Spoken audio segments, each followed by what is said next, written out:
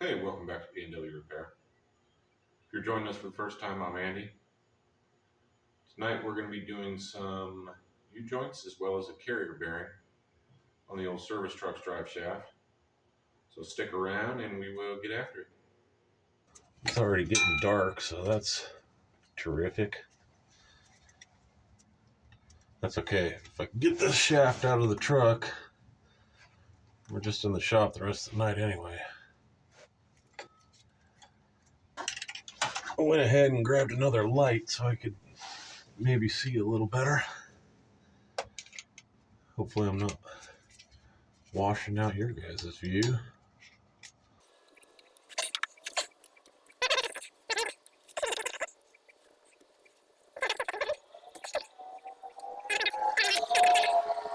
So after a pretty ridiculous battle trying to get this drive shaft out of the truck, I finally managed to.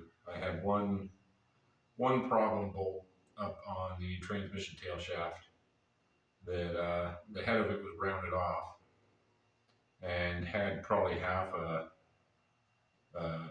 tube of Loctite on it. So tried heating it up. Wasn't getting hot enough with MAP gas. Didn't really want to take a propane or a oxyacetylene torch rather to that transmission tail shaft and wipe out the tail shaft seal while I was at it. I ended up welding a little bead onto the head of that trouble bolt and pounding an extractor onto that weld to get it out. And that extra heat from putting that weld on there was actually enough to break that Loctite loose, I think. So finally got it out. It's finally sitting on the floor. Now it's time to actually put some joints in this thing.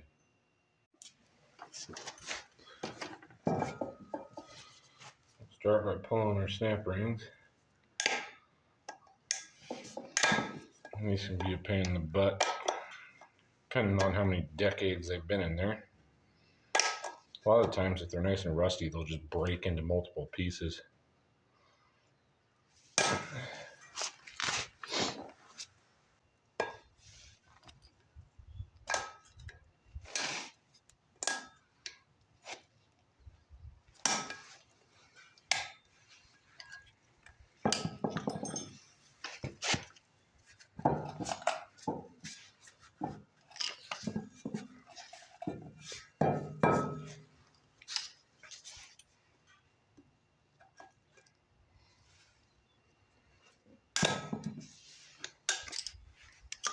Okay, there those are. All we're gonna do, get the old joint out. So I typically use a ball joint press. Find it's, the easiest way to go about this if you don't have an actual U-joint press, which I do not. I've always done it with just a regular old ball joint press. We've got that all set up. Turn our air on. We'll just run that press down, that'll push the cap out the other side.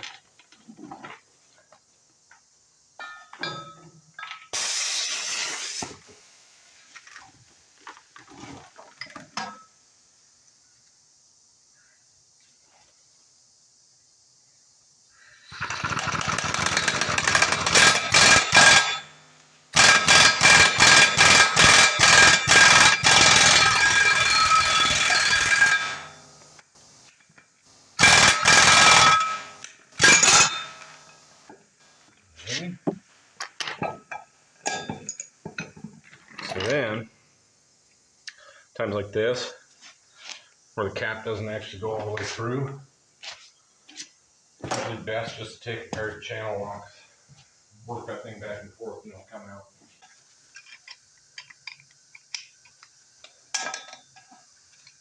Well, maybe. There we go.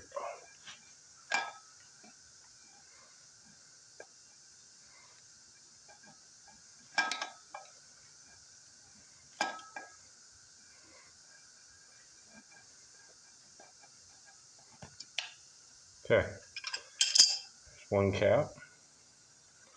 So now what we'll do is put the press back on, opposite direction, run that joint back out opposite direction to push that cap out that we originally pressed on. So now that's set up like that. Sure, work forward.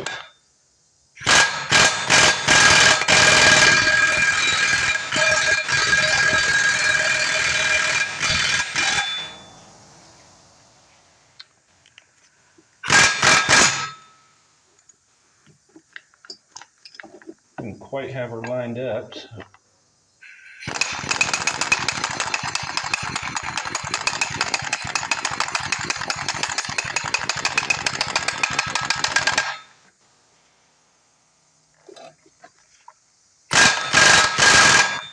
All right. So there's that. Take our press off. Same thing. Put some channel locks on that cap. Work the cap out. Cap is out. With that done, we should be able to turn that joint, slide it right out. All right. Now, there was somewhat of a guessing game when it came to ordering my new joints. So fingers crossed, we have the correct size joint, which I believe is a 1410. And all three of them appear to be the same. We'll compare those now. Cap size, cross size, what have you. Luckily, the carrier bearing, I know for certain I have the correct one because I ordered both options. I found both of them on Rock Auto of all places for a smoking hot sale. They were both on clearance, so I mean like $6 a piece, so I went ahead and picked up both. Well, would you look at that? Cross size is correct. How about the cap size? I'm going to say it definitely looks correct. Oh, you know what? That's a Moog joint. It's stamped 330, which is the Moog part number, because that one's stamped 330. Cool. Done good. So, at this point, I will clean up the yoke. Getting this old grease out.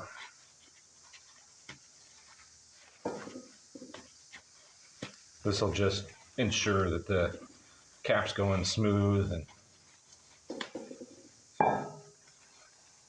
don't want to fight it.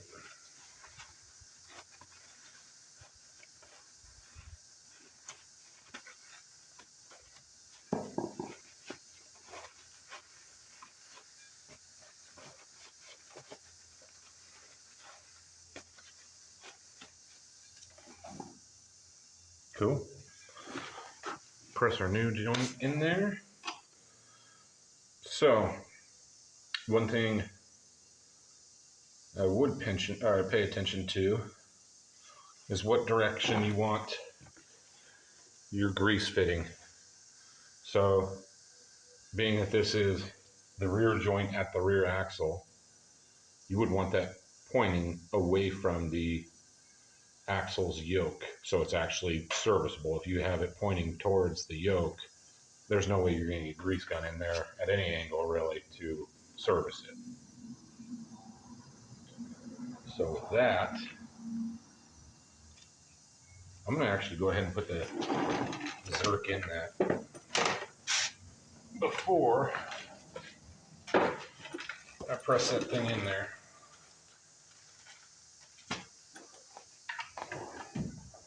See if I can find whatever drawer my scissors are.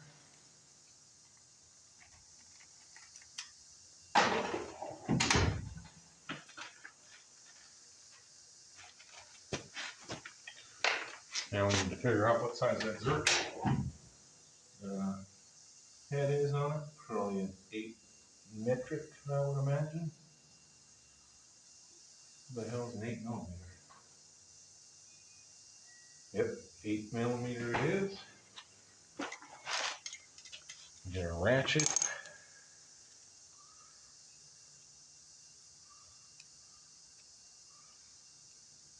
The only reason I do that ahead of time, a lot of the times, for whatever reason, when they thread stuff like this for grease zerks, I don't know if it's, you know, the machine that dicks it up or if they're done by hand. I gotta imagine it's done with a machine, but a lot of the times the threads are messed up and you actually can't run a zerk in there, buddy.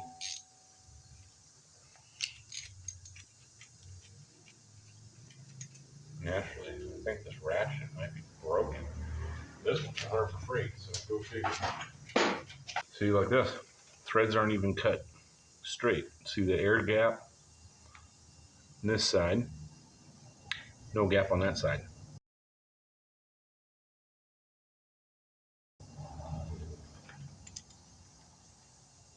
Whatever. As long as I can put grease in it, that's all that really matters, right? So,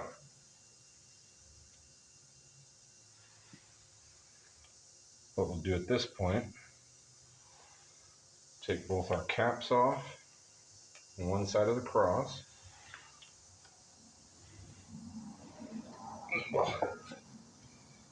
Feed that in there, just like so.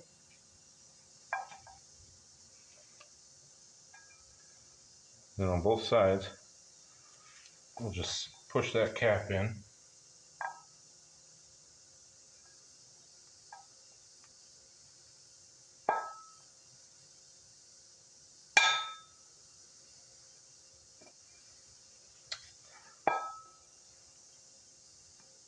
Alrighty.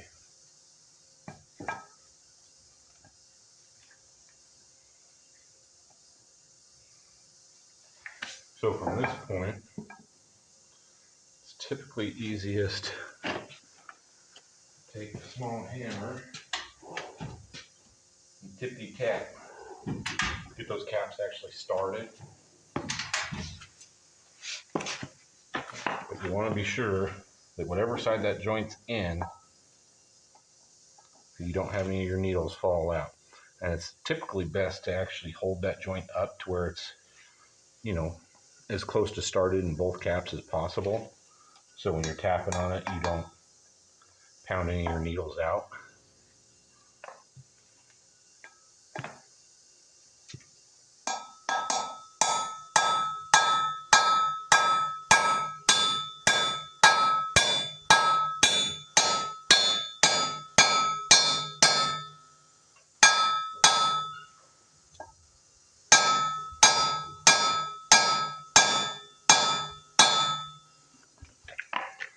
So like that, throw that cap in. I'll spin it around now. Pull that joint up so I know I'm in the cap.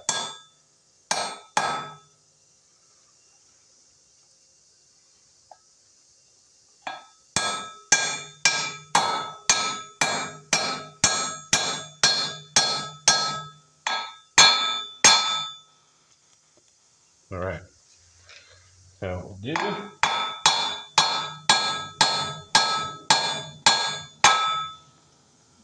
drive that in past our groove for our snap ring. One of those sides to start. Grab a new snap ring.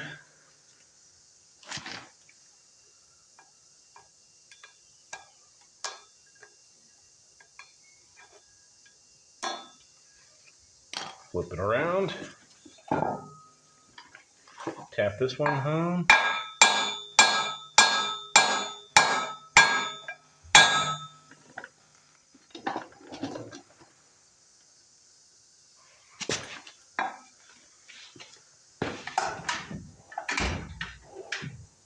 Just so we don't hit the ear of that yoke and swage that ear over our groove.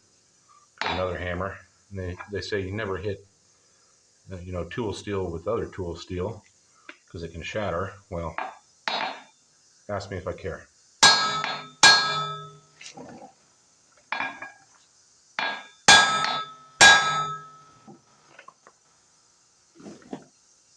Looks like it's about there.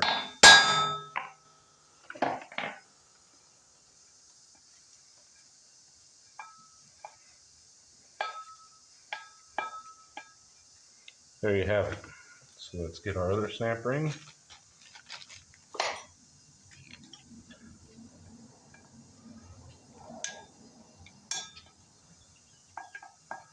Nice positive click right into the groove. And one joint down, two to go. So the process is going to start the same whether you have one yoke or two yokes to press the caps out of.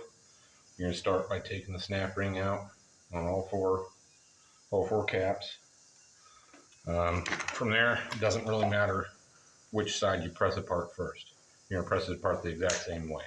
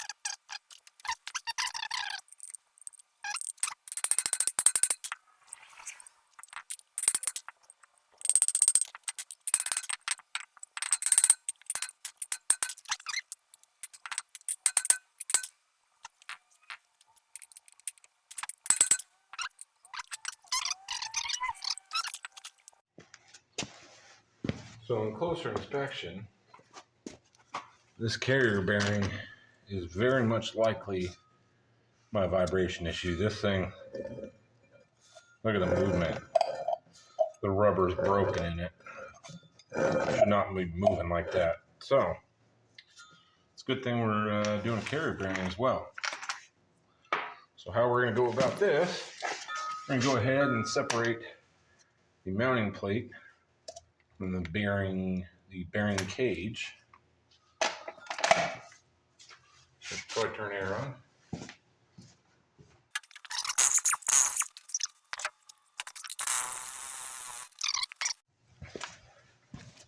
So went ahead, finished pulling that mounting plate off, and went ahead and separated that yoke from the rear end of the shaft. This going back together is not crucial that you mark this or anything. There's a master spline that's wider than every other spline. So this end of that shaft is only going to go on one way. You can't mess up the balance there. So from this point, what we will do is, well, I guess that is if my press is tall enough. That could be the other issue here. Ideally, we're going to put a bearing knife back behind here. We'll stand the shaft up in the press and we'll push this end of the shaft with the press, and it'll drive that carrier bearing right off the drive shaft, press fit onto there. So I'm going to try to get it set up. We'll see what happens here. Figured you guys would want to be part of this shenanigan. So, turns out my Harbor Freight 12-ton press does not have the actual height to press this carrier bearing off. So, we got some shit rigged up here.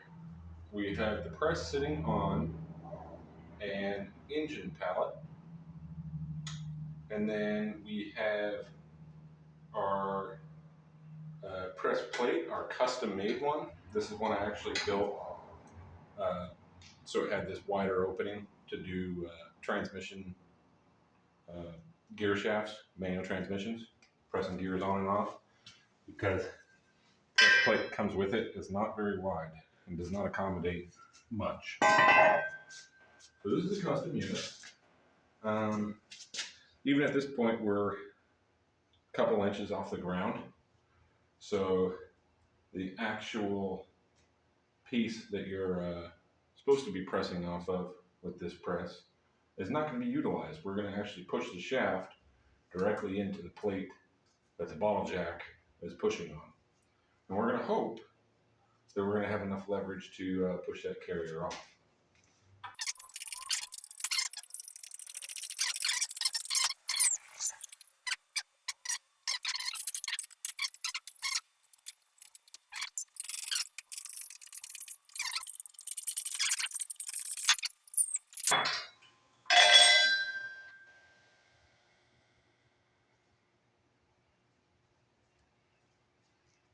I mean, the bearing's not making noise. It's still tight. It's just broken away. So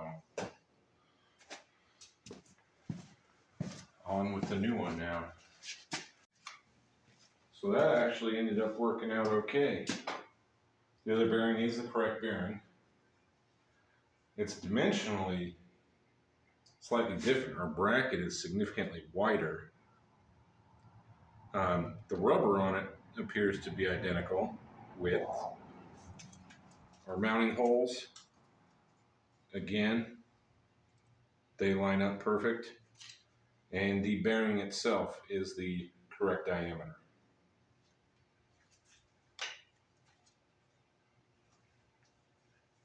Although, no, that does appear to be right. Yeah, even our bearing center line is correct. But we actually have more rubber in this new bearing. Interesting. She's heftier duty. That's probably a good thing then, right?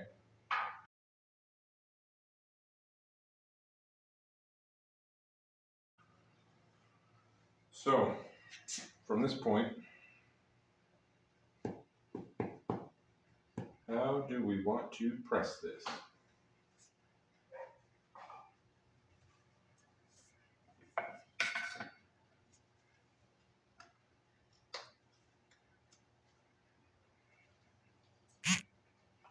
So I'm going to look around for a bit and try to find a piece of tube that will fit this inner diameter of the bearing, or this outer diameter of the bearing.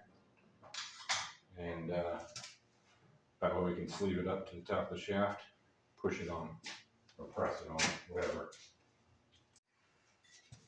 New plan. I got one of the cups out of my ball joint press set that fits that bearings race perfectly. And then my pipe just catches the edges of that. Rather than trying to press this on, we got it sitting up on a block of wood and drive it on with a hammer.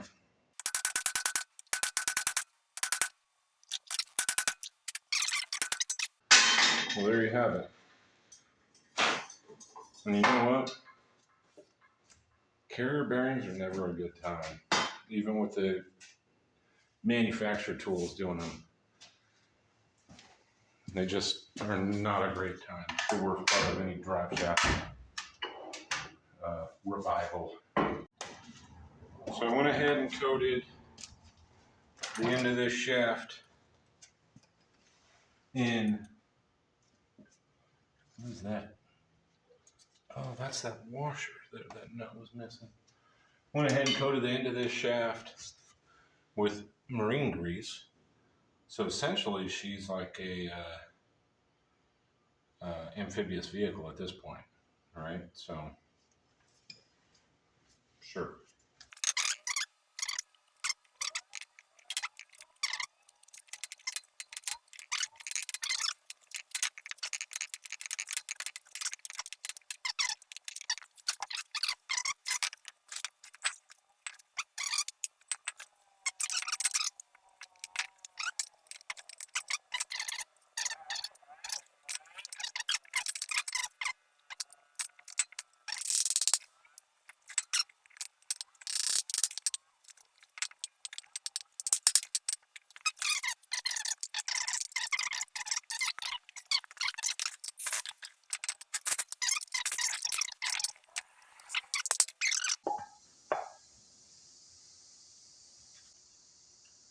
I'm going to do this last joint off camera just to save you guys the